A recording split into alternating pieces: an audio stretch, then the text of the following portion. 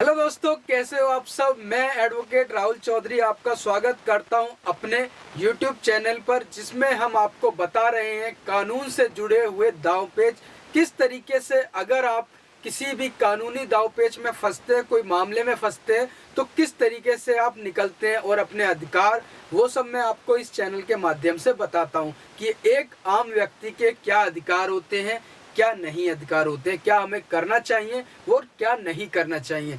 तो उसी से जुड़ी हुई ये मैं एक और वीडियो आपको लेकर आया हूं, जिसमें आप कुछ नया सीख सकते हैं। तो मेरे साथ इस चैनल पर जुड़े रहिए, और जो नए व्यूअर्स हैं मैं उनका एक बार फिर स्वागत करता हूं अपने इस YouTube चैनल पर। अच्छा देखिए, ये इंडिया है, यहाँ पर कोई भी वारदात होती रहती है, तो इसलिए आपको कानून से जुड़ी हुई बारीक से बारीक जानकारी होना बहुत ज़रूरी है। अगर आपको अपने राइट्स, अपने अधिकारों का पता होगा, तभी आप कुछ अपने इस कानून से, जितने भी कानून प्रक्रिया, उससे आप आसानी से लड़ सकते हैं। अच्छा, तो देखिए, यहाँ पर इंडिया में कोई भी छेड़छाड़, वारदात, कोई भी लड़ाई झगड़ा होता रहता है। तो आज मैं जो आपको समझाने वाला हूँ वो ड्राफ्टिंग से जुड़ा हुआ है, कानून की ड्राफ्टिंग से, कि आपको किस तरीके से सही ड्राफ्टिंग करनी चाहिए। अच्छा, तो सबसे पहले जो है आज आपको बताने वाला हूँ कि कभी भी आपके साथ कोई भी मामला होता है, तो सबसे पहले आपको कहाँ जाना चाहिए। कोई भी लड़ाई झगड़ा हो, छेड़छाड़ हो, मारपीट हो, चोरी हो, कुछ भी हो, सबसे पहले हमें जाना चाहिए थाने में। थाने में जब हम जाते हैं तो एक फॉर्मेट होता है, जिसके अंडर में उसे एक आवेदन दिया जाता है थाने वाले को, या मौखिकी तौर पर। हालांकि मौखिकी तौर पर अब पुलिस वाले नहीं लेते हैं, हम कुछ भी कह सकते हैं उन्हें कि वो नहीं लेते। तो इसलिए हमें एक लिखित फॉर्मेट में एप्लीकेशन देनी होती है, एक आवेदन देना होता है कि आप, इस फला आदमी ने हमारे साथ ये दुर्घटना करी है, या इस अज्ञात व्यक्ति ने हमारे साथ ये क्राइम किया है, आप इस पर FIR करिए। ठीक है, प्रथम सूचना रिपोर्ट हमारी लिखिए। ठीक है, तो वो कौन सी धारा में ये आता है? ये 154(1) में आता है, जिसमें आप अपनी कंप्लेंट को लिखवाने के लिए 154(1) CRPC, मैं बताना भूल गया, CRPC जो क्रिमिनल प्रोसीजर कोर्ट है, तो उसके अंडर में ये 154(1) में आप आवेदन दे सकते हैं। कहाँ पर? थाने में। ये 154(1) क्या बताता है कि कोई भी आम व्यक्ति अपना लिखित आवेदन किसी भी FIR दर्ज कराने के लिए थाने के अधिकारी को दे सकता है। अच्छा, आज मैं आपको, अच्छा आवेदन देखिए, ये हालांकि एक नॉर्मल एक एप्लीकेशन होती है, मगर ये एक शुरुआत स्टेप होता है किसी भी क्रिमिनल ट्रायल चलने के लिए। तो इसका आवेदन का सही तरीके से लिखा होना जरूरी होता है, तभी आप ये केस आगे अपने पक्ष में करा पाएंगे। इसलिए देखिए, आवेदन तो हर कोई दे लेता है, आप नॉर्मल एक एप्लीकेशन जो हम बचपन से करते आए हैं वो आप वैसे लिखते हैं, मगर एक कानूनी तरीके से सही एप्लीकेशन का लिखा होना बहुत ज़रूरी होता है, तभी आप क्रिमिनल ट्रायल आगे आप उस पक्ष में अपने, हालांकि मान लीजिए अगर आपने कोई कमी छोड़ दी, सही तरीके से नहीं लिखा, तो अपोजिट साइड का जो पार्टी का वकील होगा वो इसी कमियों को आगे आपके खिलाफ कर सकता है। इसलिए आवेदन का सही तरीके से लिखा होना बहुत ज़रूरी है। चलिए, मैं आपको एक आवेदन किस थाने में दिया जाने वाला आवेदन है जो 154(1) CRPC में आता है, वो आवेदन किस तरीके से होना चाहिए, उसमें क्या क्या बारीकियां होनी चाहिए, वो मैं आपको इस वीडियो के माध्यम में समझाऊंगा। तो चलिए देखते हैं कि आवेदन किस तरीके से, सही तरीके से लिखा जाता है। तो थाने में आवेदन देने से पहले सबसे पहले एक ब्लैंक पेपर की हमें आवश्यकता पड़ती है। ये आप A4 या A3 साइज का ले सकते हैं, लीगल पेपर भी ले सकते हैं। तो सबसे पहले आवेदन देने के लिए हमें, किसी भी आवेदन को सबसे पहले देने के लिए, सबसे पहले एक साइड से हमें इतने मार्जिन के साथ इसे मोड़ना है। ठीक है, मोड़ने के बाद ऊपर साइड से भी इसे मोड़ना है उतना। ये क्यों मोड़ा जाता है? जिससे कि आप जो भी लिखावट लिख रहे हैं वो एक सीध में लिखें और साफ लिखें। ठीक है, इसके बाद आपको थाने में आवेदन देने के लिए मैं आपको एक पड़ोसी के साथ हुई लड़ाई झगड़े मारपीट के खिलाफ जो आवेदन देने जा रहा हूँ, वो आपको एक एग्जाम्पल के तौर पर है। ऐसे ही आप किसी भी क्राइम को लेकर आप आवेदन दे सकते हैं। ठीक है, तो सबसे पहले देखिए किस तरीके से आवेदन देना है।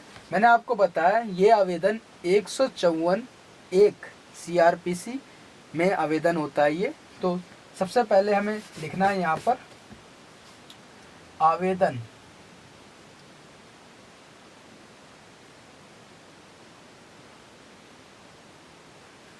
एक 154(1) CRPC के अंतर्गत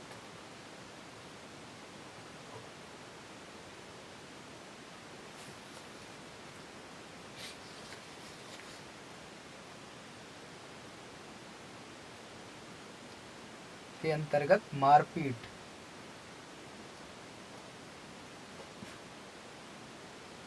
के संबंध हेतु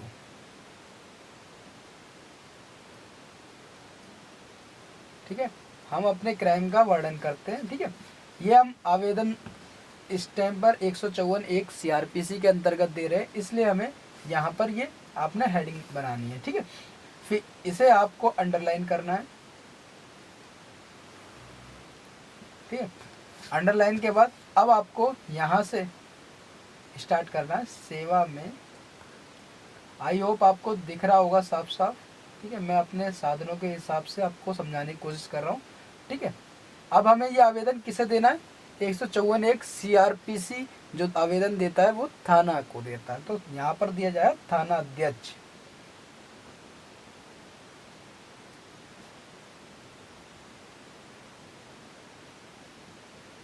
ठीक है, थाना अध्यक्ष को संबोधित करने के लिए क्या करना है, उसके साथ महोदय भी जोड़ना है। अब ये थाना आपके किस क्षेत्र में लग रहा है उसका नाम लिखना है। जैसे मान लीजिए विजयनगर थाना,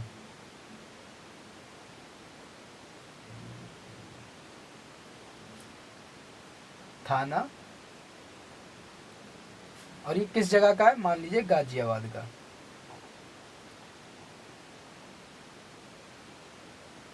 ठीक है, इसके बाद आपको यहाँ पर आपने लिख दिया है। अब इसके बाद लिखना है निवेदन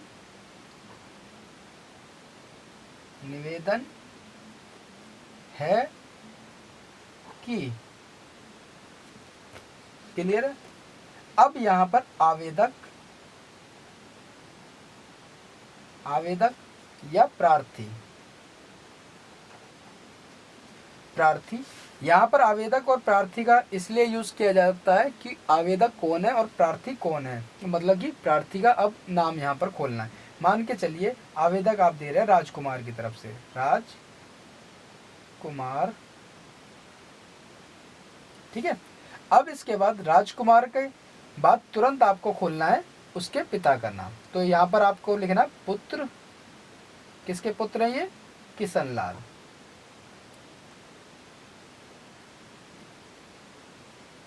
किशनलाल का नाम खोलना है। फिर खोलना निवासी कहाँ पे है? ये निवास स्थान इसलिए खोला जाता है जिससे कि ये थाना अध्यक्ष जान सके कि ये हमारे थाना क्षेत्र में आता है या नहीं। तो आपको निवासी इस विजयनगर थाना क्षेत्र के लिए खोलना है। तो मान के चलिए L 130 सेक्टर 9 विजयनगर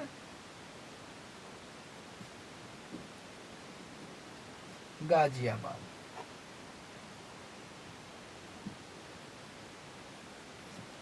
ठीक है, इसके बाद आपको इस जो ये प्रार्थी है इसके पक्ष में एक बात जोड़नी होगी कि निवासी एक सीधा सादा कानून में आस्था रखने वाला एक गरीब व्यक्ति है। ठीक है, अब यहाँ पर जो मैं लैंग्वेज का यूज कर रहा हूँ वो लिख रहा हूँ एक कानून के तौर पर, एडवोकेट के तौर पर। आप यहाँ पर ये भी लिख सकते हैं कि विजयनगर मैं सीधा साधा कानून में आस्था रखने वाला एक गरीब व्यक्ति हूँ। अगर आप अपनी तरफ से आवेदन दे रहे हैं, मैं एक एडवोकेट के तौर पर दे रहा हूँ कि एडवोकेट इस तरीके से लिखते हैं आवेदन।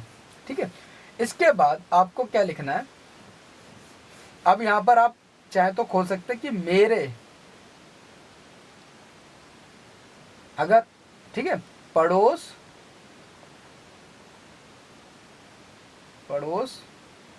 में रहने वाले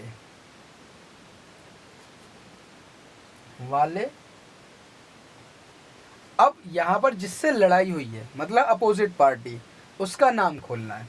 मान लीजिए उसका नाम है शिव कुमार।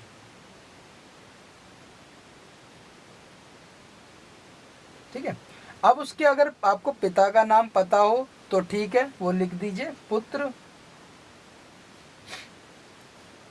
रामवीर। ठीक है, और निवासी, उसका निवास स्थान खोलना, जैसे मान लीजिए L126 सेक्टर 9 विजयनगर गाजियाबाद। ये आपने उसका निवास स्थान से खोल दिया। ठीक है, मेरे पड़ोस में रहने वाले शिव कुमार पुत्र राजकुमार निवासी से पिछले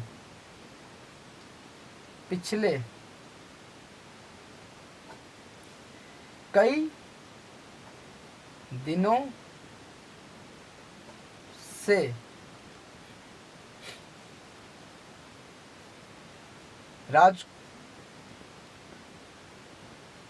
सिविल, मान के चलिए उनके बीच में क्या चल रहे हैं, सिविल केसों, क्योंकि उनके आपस में पुराने केस चले को लेकर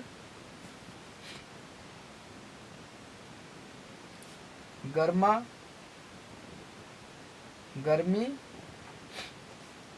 चल रही थी। ठीक है, आपको उस घटना का अब यहाँ पर वर्णन करना है जो आपके साथ मारपीट हुई है। तो आपको यहाँ पर मैंने जैसे एक एग्जांपल ले लिया कि मेरे पिछले सिविल केसों को लेकर यहाँ पर गर्मा गर्मी चल रही थी, जिसके कारण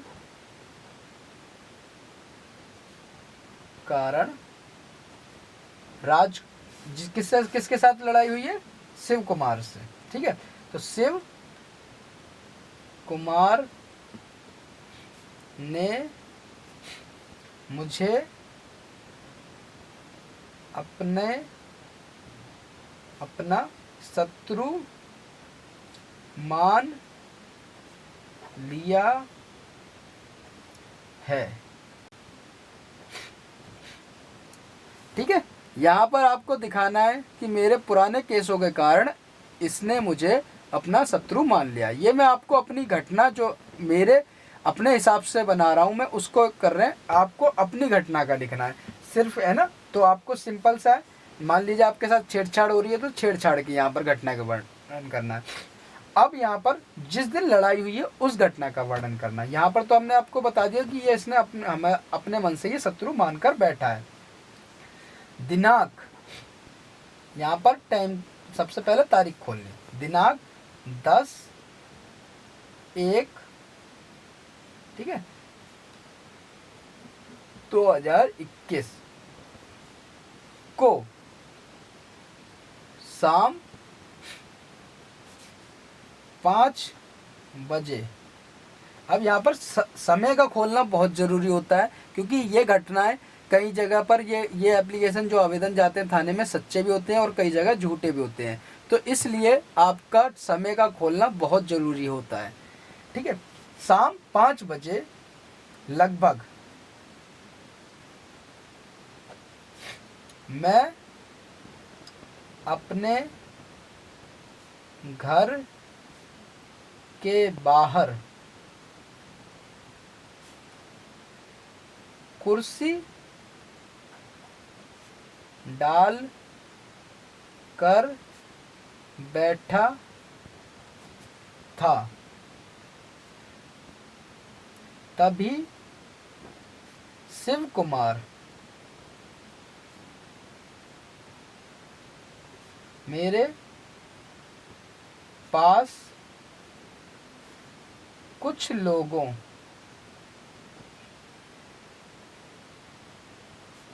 के साथ आता है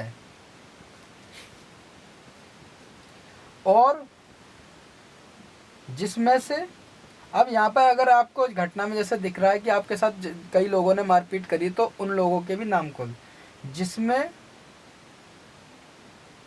शिव कुमार के साथ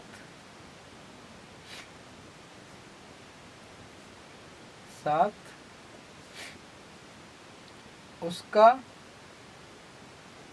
बड़ा भाई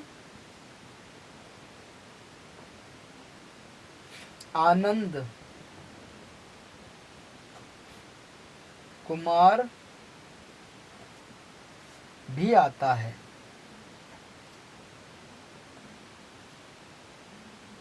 बाकी लोगों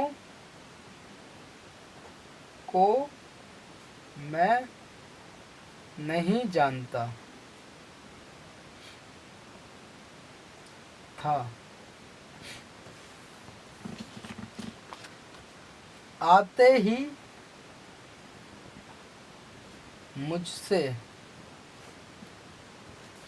अभद्र भाषा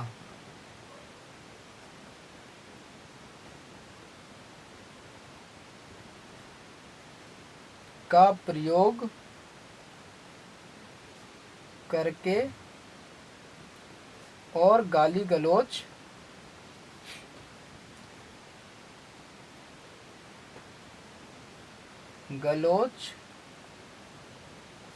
करने लगते हैं। जब मैंने आपत्ति जताई तो मेरे साथ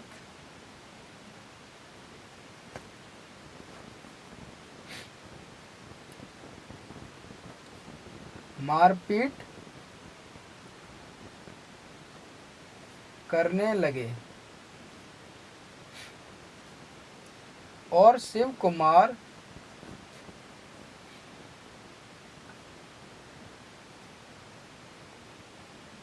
ने एक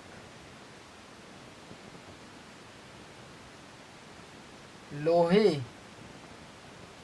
की रोड जो कि वो साथ में लाए थे,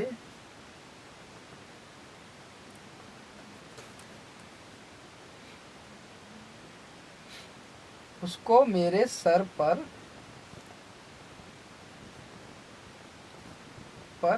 दे मारा।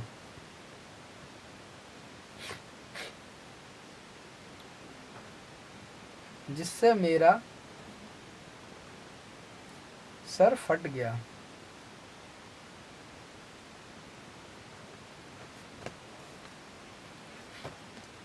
और मेरे अन्य अंगों पर भी प्रहार करा। मेरी चीख पुकार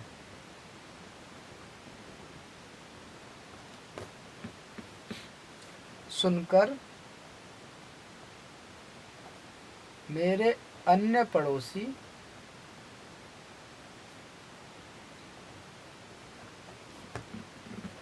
मुझे बचाने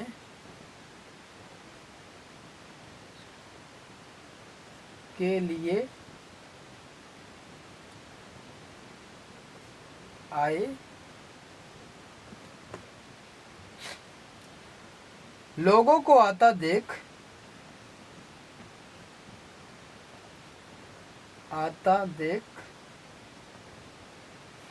शिव कुमार व उसके अन्य साथी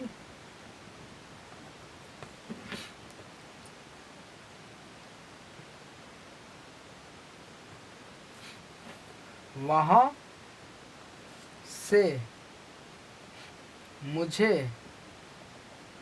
जान से मारने की धमकी देकर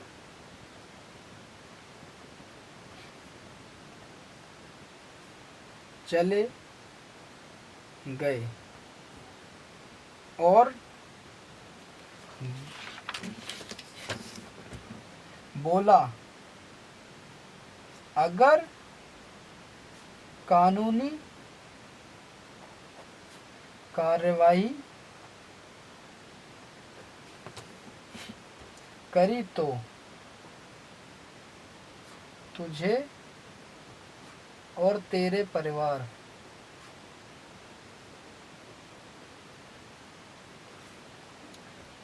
को जिंदा जला देंगे।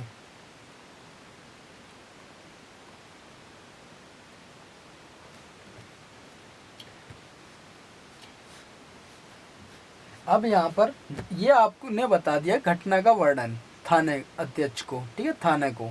अब इसके बाद आपको यहाँ पर लिखना है प्रार्थना, ठीक है। अतः श्रीमान से मेरी प्रार्थना है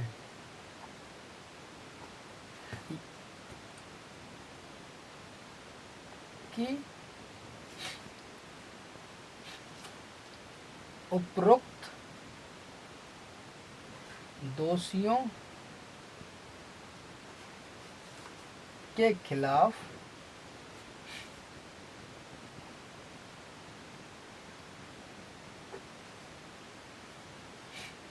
उचित धाराओं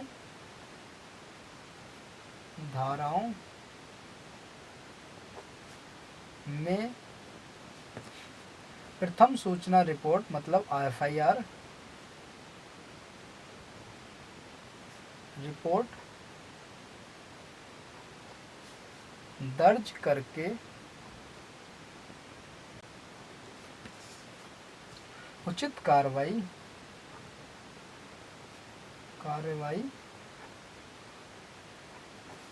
करने की कृपा करें, ठीक है। अब यहाँ पर आपने प्रार्थना कर ली है, ठीक है। अब यहाँ पर आपको लिखना है आवेदक या प्रार्थी, ऑब्लिक लगाकर प्रार्थी, ठीक है। अब यहाँ पर आपको अपना प्रार्थी का नाम, एक सेकेंड, प्रार्थी का नाम था राजकुमार, ठीक है, उसका नाम खोलना है राजकुमार पुत्र किशनलाल, ठीक है, निवासी L 130, ठीक है, सेक्टर 9 विजयनगर गाजियाबाद,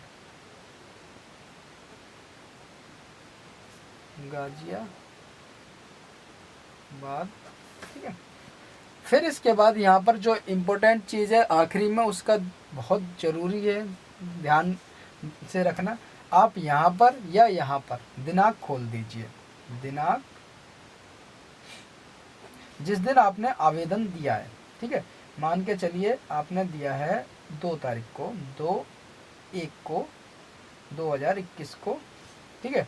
अब यहाँ पर समय भी खोलिए जिस टाइम पर आपने आवेदन दिया है। मान के चलिए सुबह 9 बजे सुबह, ठीक है, प्रातः। इस तरीके से ये आपका आवेदन हुआ थाने में देने के लिए। आप इसे समझ सकते हैं। यहाँ पर आपको बीच में अपनी घटना का लिखना है। यहाँ पर आपको स्टार्टिंग में यूज़ करना है कहाँ पर कौन सी ये कानूनी लैंग्वेज है। आप कोई भी आवेदन देने के से पहले इस तरीके से फॉर्मेट्स में लिखिए, ठीक है। यहाँ पर आपने 154 एक CRPC के अंतर्गत आवेदन दिया, इसका आप यूज़